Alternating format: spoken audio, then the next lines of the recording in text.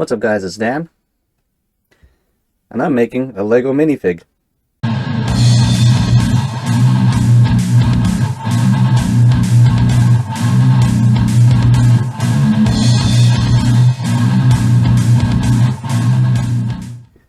So what am I talking about?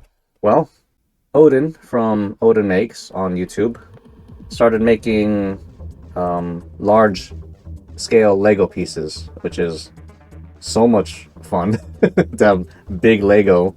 And he's made a number of pieces.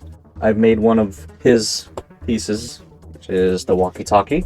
This is based off his pattern. I'll put a link in the description below of that video of him making this. This was a lot of fun to make. He has a provided pattern for it, but I thought a minifig would be cool. So I can have something to like hold this. And like kind of got started.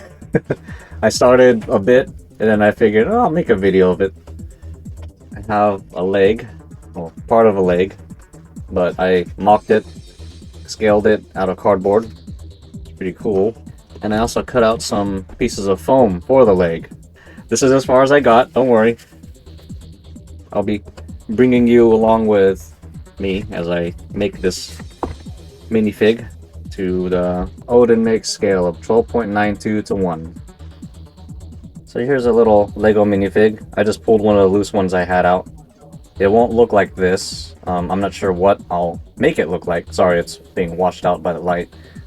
But one thing I found out is the actual radio. If you put it up against the figure, the radio is the height of everything but the head. The radio is as tall as the figure is without the head, minus the radio bump. So if you take the radio bump off, then the radio is as tall as the bottom of the foot to here. It's a good thing that I made one already. This will really help me determine the size of the figure based off Odin's Lego scale. Now my antenna here is actually a bit shorter by 5 millimeters. So I'll take that into consideration as I use this to kind of scale the figure up. Now I'd already mentioned that I did make this pattern and I cut out these pieces out of 6mm craft foam. I have made Lego pieces in the past, not really this one in particular, but fashioning Lego blocks. Here's one example of an actual Lego tile that I made. It's a 1x2. Now the best and cleanest way to join these panels is to cut 45s into them. So that way the edges here are clean and you don't see any overlapping foam panels, as if I were to do this, where you would see the edge of a foam panel. I don't want that. So I'm going to cut 45s into all of these on my bandsaw. It'll be the fastest way to do it. Alright, so that took some time, but thanks to editing magic, I got all the pieces cut at 45. I have to finish up on the legs. There were some areas that I couldn't get to with the bandsaw, but you can see the angles cut there. This is the inside. So that way, when the pieces join up, it creates a nice, clean seam. I move on to the front, top, and back of the leg, which I plan to make continuous all the way around the leg. Now, I use a technique I found which you can find in the video link above. It shows you how to determine where to cut your V-grooves in your foam pieces and the size of the V-groove. I highly suggest checking that video out.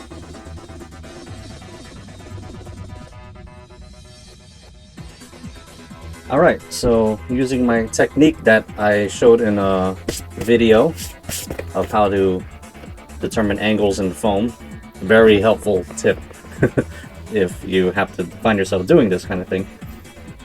So this is what I ended up with. One of these leg pieces, and it will just fit on just like that. Look at that. And then this top part will just wrap over like so. But yeah, the technique that I have to determine how to cut these grooves, to angle it how you want, watch that video. It's very, very helpful. Especially if you want to make one of these yourself. And there we go. Got one leg somewhat put together. It looks really good though. Lego leg! I'm really happy with how that turned out. Pretty easy.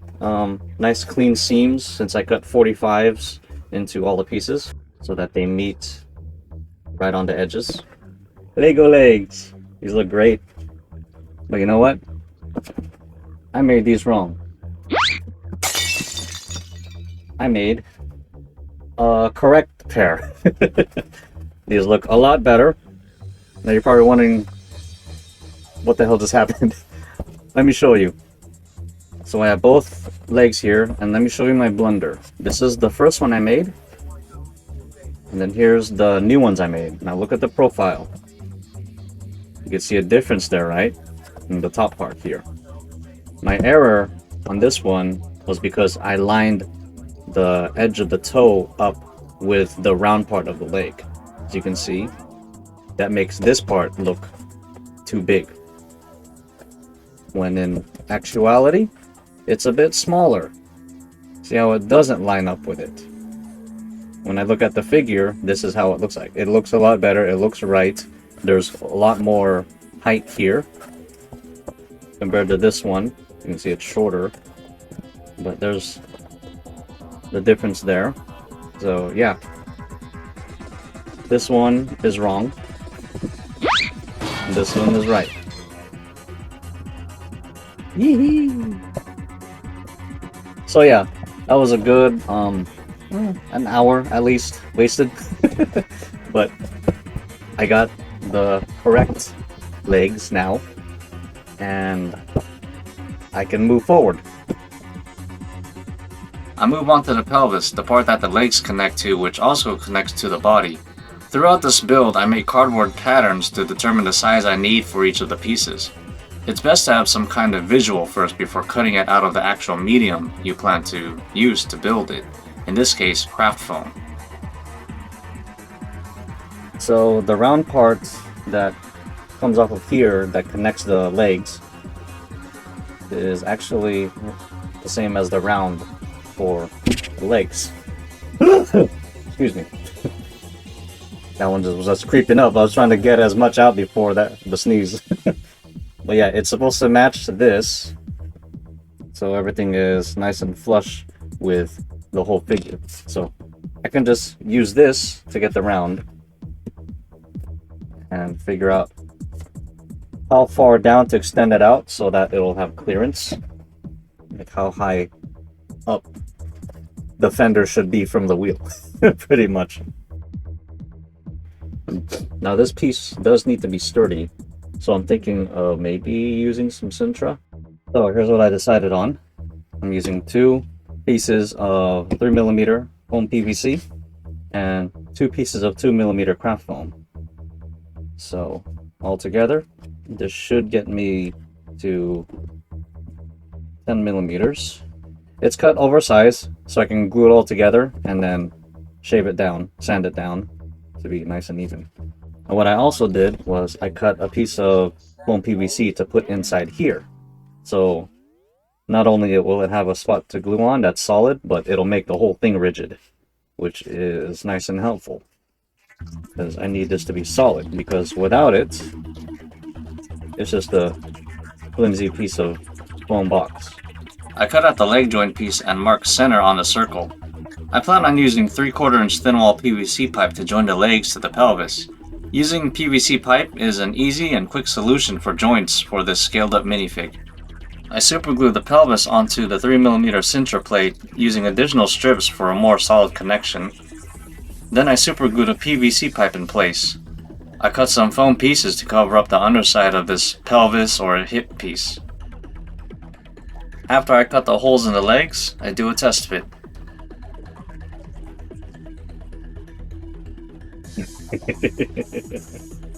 Lego pants. Oh, that's so sick. Wow. Sorry, it's getting blown up by my light, but look at that. This moves. Halfway there. Well, this was actually the easy part, I'm guessing. I gotta sculpt the arms, the body, figure out these studs, which are kind of weird shape, and then the head. But I got Lego legs using the Sintra both for the pelvis and up here in the hip joint to make it sturdy. Really helps, because this is a part that you don't want to be flimsy, because if it was, I would be able to hold the legs and then twist this, and then, you know, because it'll all be foam. But since I'm using Sintra, it's nice and sturdy. So yeah, that worked out great. Lego legs. I move on to making the holes in the back of the legs using a 1x2 Lego pattern piece created by Odin Makes himself. This pattern gets used a lot since minifigs are pretty much based off 1x2. The bottom hole is just a normal circle, but the top circle is elongated due to the curve at the top. In the end, it should pretty much be egg-shaped. I used a pattern piece to eyeball where and how to draw at the top of this hole, kinda freehanding it. Then I cut them out and cleaned them up with my grinding stone. Alright, I got the holes in. It's looking more freaking legit now. These do fit in here on these studs. You can see.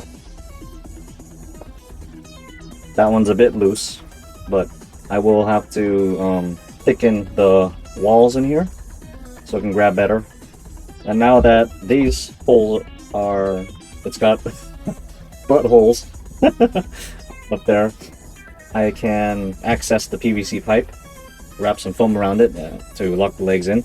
I'll just make some sleeves out of foam for now, because when I paint this, I want it to be apart. So I don't want to tie anything together yet. I move on to patterning the body, measuring the minifig and scaling it up by 12.92. As you can see, the pattern has a fold. I did this to ensure the entire piece is symmetrical. I transferred the pattern to 6mm craft foam and started assembling it. Really fast, as you can see.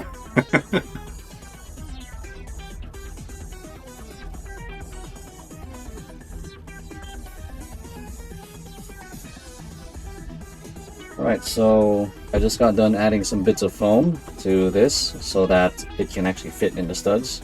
You can see the feet there. Then I also added a bit of foam on the inside of here to thicken the walls for the holes and make it sturdier. So, the test.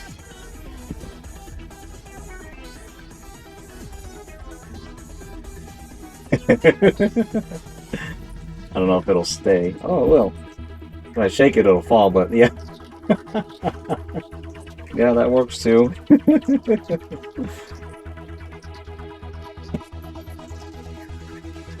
Cool. So, other than the studs, the weird studs that go up here, which I'll have a better idea of how to make once I get the upper body going, this is pretty much done. So I'm thinking about the next stud that goes here. And luckily, I've got some 2-inch inside diameter cardboard tubing. When wrapped around with 2mm foam is exactly what I need. I like when that happens, because it needs to be roughly 58 to 60mm diameter. So that's what I'll get from this. I cut this a bit longer because I might want to stick this in here to make it more rigid rather than just gluing it on top.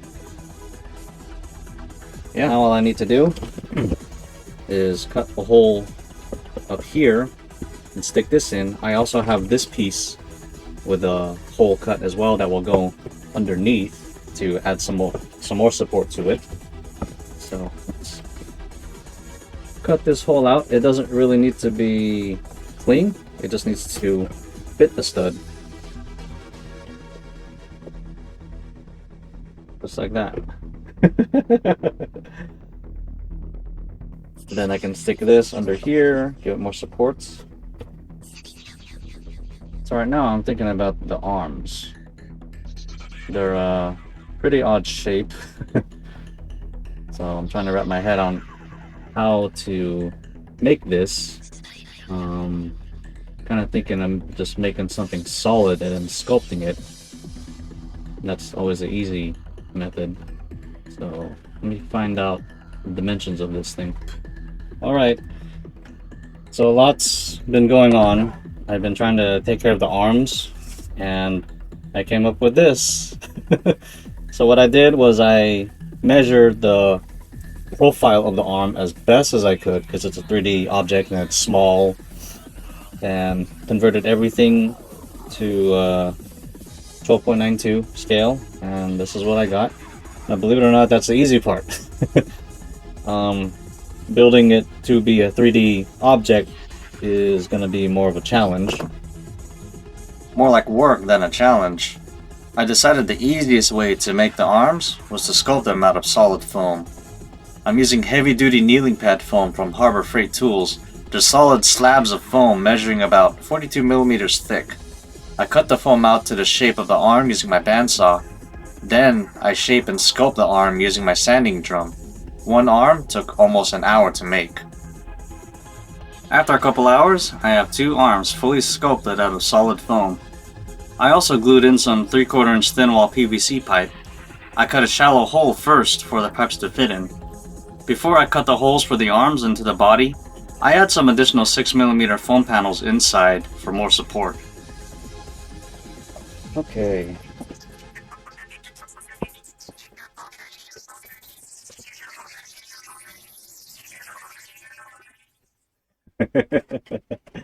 It's a Lego man.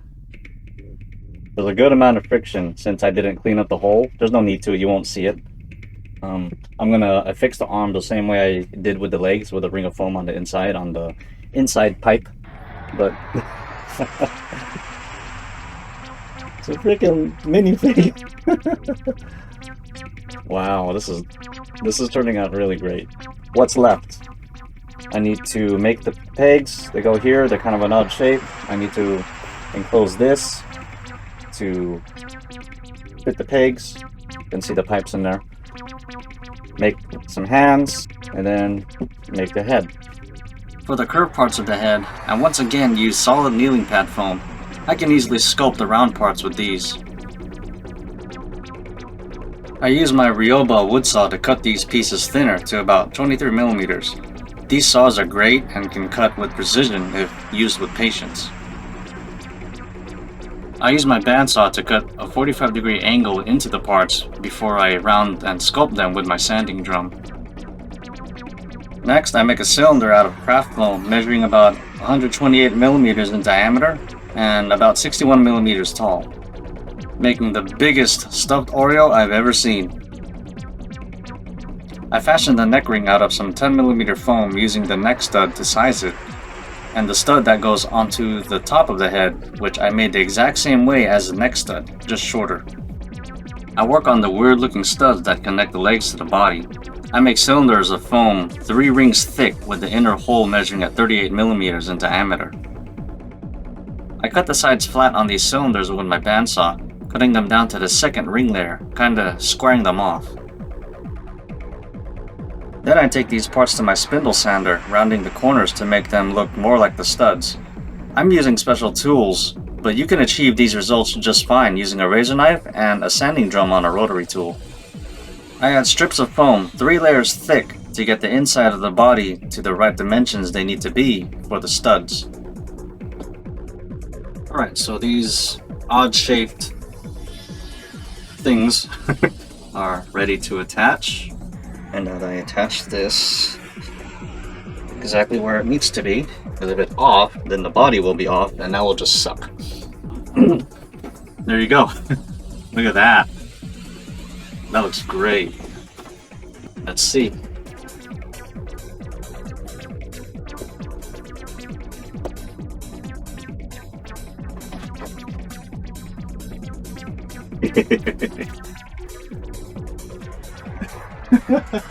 It's on there. Wow. This is turning out to be a pretty fun build. I'm enjoying this. I move on to the hands. These were quite easy to make. I used the same 2-inch inner diameter cardboard tube that I used for the studs to make them and wrap them with 2 layers of 2mm craft foam. Alright, so the hands. Pretty simple. These are not done, however. According to my calculations and measurements and all that stuff, they need to be about 56, 57 millimeters in height. I have them around 44 or so because I plan on putting a layer on top and bottom with 6mm foam. That'll bring it up to where I need it to be. Put the pieces on the top and bottom to cap those ends, and then figure out the curve on the hand that it needs. So I got some PVC pipe here. This is 1-inch thick wall, and this is 3/4 inch thin wall. Now these do not fit together, so what I'm going to try to do is cut a slit here on my bandsaw. Hopefully the bandsaw takes away enough material. Then I'm going to close this back up, glue it back together. Hopefully that'll shrink it enough to fit into here. Okay, so I cut it open, as you can see. Now, it's not glued on yet, but it does fit now. So that slips right in there. I will be gluing it shut. So the amount of material that the blade on my bandsaw removes is enough to make this 3/4 inch thin wall fit into this 1-inch thick wall. So I'll be cutting some of this as well. I'll have to create a hole in the arm pieces so I can fit some of this in there. So that's just a bunch of cutting and grinding and whatever. I use my spindle sander to sand down the 3/4 inch thin wall pipe to connect the hand to it at an angle, since actual Lego hands are angled like this. I add some craft foam to create the wrist, making sure to cut it so that it also meets up with the curve of the hand piece. I also cut the top of the wrist flat, just like the actual Lego hands. So all that's left in terms of assembly is to get the hand to fit in the arm. I need to drill a hole to fit this pipe into this solid foam arm. Now I lucked out. I have a Forstner bit here that's 1 1/4 inch, which is almost the diameter of the pipe. I got this bit when I was making the feet to the death site. I needed to bore out some big holes to run some bolts through it to bolt the shoes onto the big feet. Now, I'm pretty sure if you don't have this, you can use, you can cut into it, clean it up, open it up with a sanding drum or any other kind of bit that you use. But I'm going to use this because I have it. It's already starting to bore it out. I have to go slow because this is foam. I'm holding both pieces by hand and there's a chance that it could wander. I don't want it to wander. So I am taking my time, trying to control it as best as I can. Actually, I'm going to cheat. I'm not going to make it the actual length of the peg for the hand. I'm going to go in here 1 inch. Because it doesn't need to be the full length. It's fine. It's not like this piece is going to be used for anything else. I can cut the pipe here shorter to fit. But I believe that is 1 inch. Yep, that will do. So now I just need to cut the pipe right there. And then this will stick onto there, and I got a really long Lego arm. Extendo wrist on my Go-Go Gadget minifig. Put this on the pig. Oh man, this is fun. It's just looking more and more and more and more like the thing. That's the best part whenever you're making something, when it starts looking like the thing. There you go. Scaled up minifig. Should I even call it mini? Fully articulated. Now there is some sculpting involved in this build. It's not just cut foam and glue it together. And even those pieces, I cut 45-degree angles to join the pieces together because it looks a lot cleaner rather than just stacking a piece on top of another like that where you can see the edge of foam. I didn't want that look, and that would require more work in terms of cleanup. So if you can, 45 your edges so that when they meet, you know, it meets at the point and it's a lot cleaner. I used my trick in finding how much to grind out your foam in terms of to try to achieve the certain angles here. I have a video on that as well, so that'll be right there to watch if you want to check that out. I highly recommend it. The arms, the top and bottom of the head, pretty much those pieces are solid foam made out of kneeling pad foam that I sculpted. It was easier to do it that way rather than figure out how to make this out of craft foam, you know, trying to find the curves and bends and stuff. It's easier to just sculpt it. And then these pegs, these were actually kind of fun to make and quite easy, to be honest. They're odd shaped pegs. As you can see, this is exactly how it looks like on the minifig. I made these using 3 layers of 6mm foam into just a huge thick disc. Then I took away at it, sculpting it. There's a lot of sculpting so that I can achieve this appearance. And just taking the body off now, there's one little detail that I forgot. There are little triangles inside the body right here that meet up with these. So I'm gonna throw those in. They're supposed to help with wedging this to this, you know, keep it steady. But they're simple enough pieces. Just, I think it's 4. Yeah, just 4 triangles, just right there. They're supposed to go all the way up into the body, but I just stopped here for the part that wedges here, just for simplicity of the build. It's heavy, but he can hold it. I can feel the weight of it because this is solid foam. This is so cool. Here's the back. It just looks so legit, even with, especially when you see the holes there. So yeah, I got a minifig. There's a shit ton of accessories that I can make for this. What will I make? I have no idea. But yeah, this has been my scaled up minifig video. It's got some weight to it.